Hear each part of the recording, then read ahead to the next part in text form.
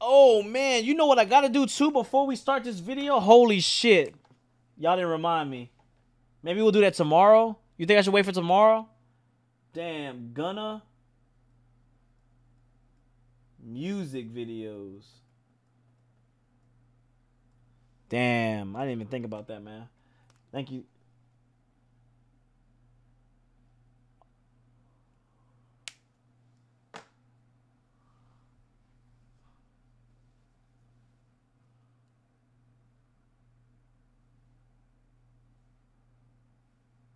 I mean, it's a erasable marker, so it should be good.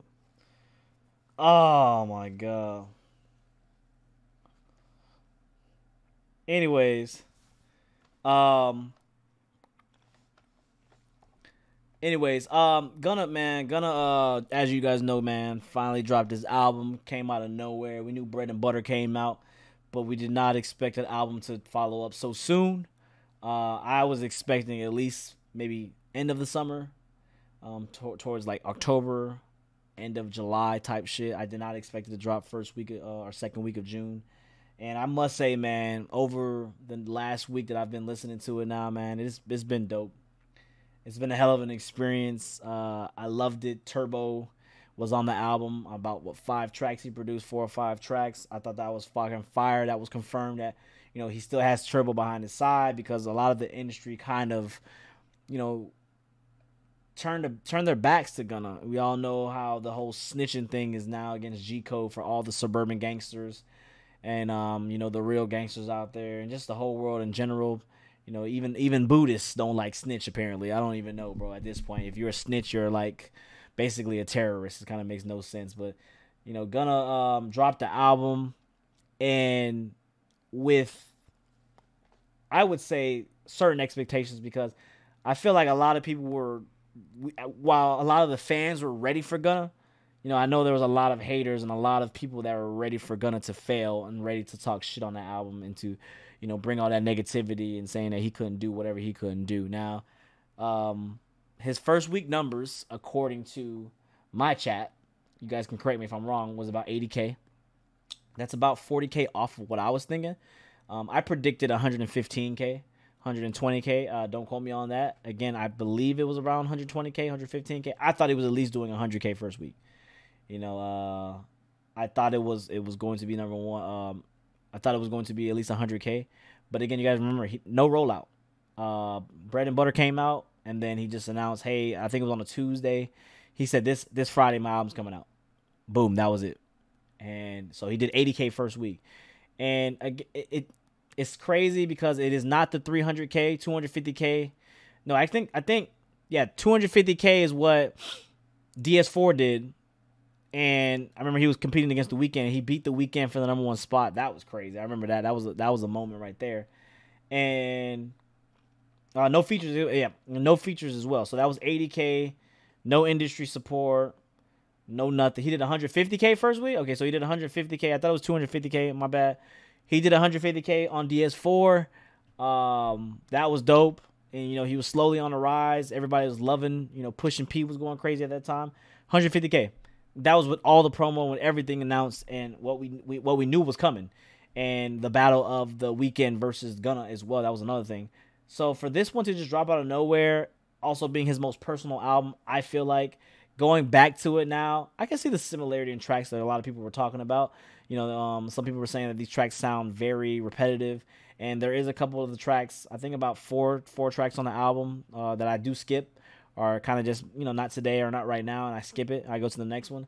But there's also like 8 to 9 bangers on that bitch where I'm just like, wow, Gunna is literally here again, doing a damn thing. The melodic flow, I love melodic Gunna. I think melodic Gunna is when he's at his best, and I think that a lot of people just expected to see him fail, and to not have the producers that he used to have, on his belt, to not having the support that he once had on his belt, to essentially kind of doing this alone and with his, with Turbo and other various kind of artists, and just to kind of get his own shit off in his, like I said, in his own way. He's not gonna get real technical or real crazy wordplay like a Kendrick Lamar or J. Cole or someone of the sort. but he's going to express himself in his own way. That's kind of what made me a fan of him anyway. And I just love the way he flows over these tracks too. The one thing that didn't change was his flow. And I always said, man, the Skinny Gunna arc is going to be very interesting because Skinny Gunna, man, again, fashion was already his thing that he was pushing it to, pushing on everybody.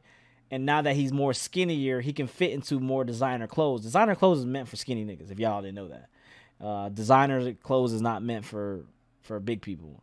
High fashion at that. That's what I mean by design. I mean high fashion. Not the regular jeans and shit. I mean high fashion, the way that Gunna them like to dress nowadays.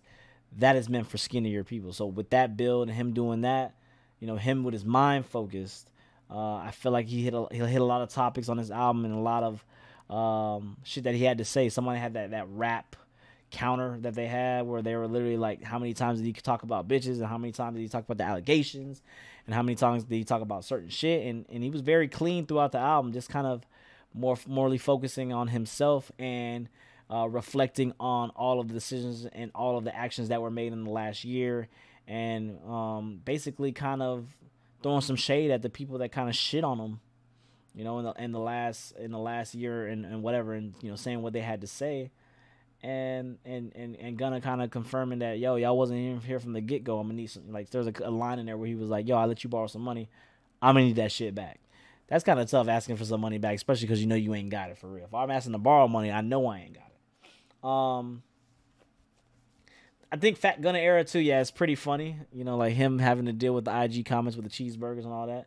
Obviously the dude off of SpongeBob saying that he looks just like Gunna. But I think that it's a good look for Gunna. It's also a good move for Gunna, and I think that 80K is not bad at all. That's just first week. We always talk about first week. First week means nothing. Like, if your album goes diamond, but you only did 50K first week, who the fuck really cares about the first week, right? I think first week is just one of those metrics that we just do as a primary statistic, I guess. Like, it's just one of the first statistics you have to do. And then from that point on, it really doesn't matter because he can still sell 200K, 300K, depending on how this moves forward. And I think that's a W, just especially for an album that just got dropped when we didn't have Gunna for a year and a half, and when the whole world is against this man, or felt like they were against this man before he dropped this album. So I think that Gunna, man, he did a great job on the album. I'm proud of him. I'm happy that I got my number one artist back of this era. I'm glad that we can get more Gunna music, maybe go more Gunna features. Who knows who's going to work with Gunna? I don't know. I want to see who the first is. I would be cool with a Tory Gunna track. I ain't going to lie. We going to see. But yeah, man. That's just how I feel about it, man. Get in the comments below. Let me know what you guys think. Let me know what was your first week rating, like ranking. Did you guys think that he was going to surpass 100K? Or do you guys think that 80K was the number that was exactly right? I definitely think it's a little underwhelming. But again, I should have expected that. Not really understanding everybody feels like how I feel about the snitching situation. Not really giving a fuck about that part and just listening to music. And not really kind of taking the rollout and when trying to give you guys my number, I really didn't take account the number or the notoriety and the damn, why I can't get my fucking words right. The pre-release, how much, he didn't put a pre-release out there, and that's very important when you're talking about first week sales and just getting the world to listen to your music. So marketing is definitely something that needs to happen, especially if you want to push a product. So push a product. Pushing P. Anyways, that's how I feel about it. Getting the 80K was right. Maybe he could have cracked 100K, but I'm not shocked. I thought it was going to be 100K min. That's literally what I thought. I thought it was 100K min, but we didn't get the 100K min, which is okay then. 80K is still a decent number. How much did Dirk do first week?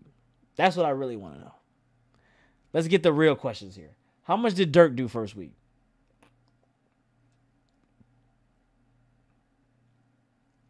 Hey, Razbell, man, thank you, best stream, man. Thank you for working at the Amazon for us. 300K? Damn, that shit did 300K? There's no way that fucking shit did 300K, bro. You talking about Drake numbers? You saying Dirk did Drake numbers? Hold on, 120K if I remember or more. Oh shit, 300K. Dirk did 120. Okay, so Dirk did 120. Gunna did 80. Can't be mad at that. And that was after Dirk released All My Life and announced his album, pushed back his album. Yeah, like 300K is like Kendrick Lamar numbers, bro. Like you're talking about Kendrick Lamar, J. Cole, fam. Like that's crazy, man. Anyways, get in the comments below. Let me know what you think. Don't forget, follow me on social media. What you hear. Let me know how you guys feel about the Gunna album. What is your favorite track? Let me know what you guys think that his numbers was going to be first week. And also, man, keep y'all scoring. Thank y'all for supporting. Thank you for subscribing. Follow me on my Patreon if you guys want to watch full videos. And until next time, man, we are out. Peace.